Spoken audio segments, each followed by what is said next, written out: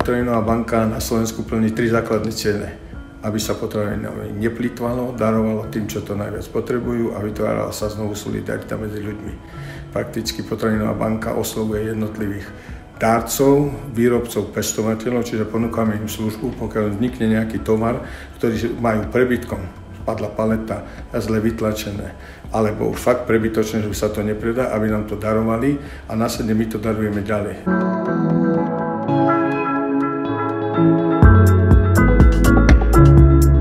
Potraviny zbierame a snažíme sa pomáhať ľuďom v núdzi v našom regióne na Považí, Trenčín, od Trenčína až po Považskú Bystricu.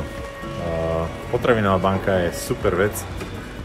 Myslím si, že sa zachráni veľa potravín a veľa ľuďom dokážeme týmto spôsobom pomôcť. Som z organizácie Jeden rodič, ktorá pomáha viac menej jednorodičovským rodinám, osamelým mamám alebo otcom. Potravinová banka pre nás znamená taký dosť veľký posun, lebo tu na východe je, ja tomu hovorím, veľká bieda a toto zastrešíme veľa rodín, aby mali z čoho uživiť deti. Pre nás má veľký význam táto distribúcia týchto potravín, pretože rozvážame do jednotlivých rómskych osad. Tieto potraviny rozdelíme pre tých, ktorí to najviac potrebujú. Mnohí stratili zamestnanie vďaka pandémii.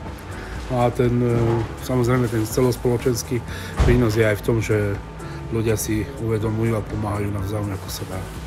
A my sme vďační za takúto pomoc potravinovú, pretože robíme to v rámci našich aktivít ako komunitného centra, ktorého je aj poslaním samozrejme nielen edukácia, ale aj istá charita.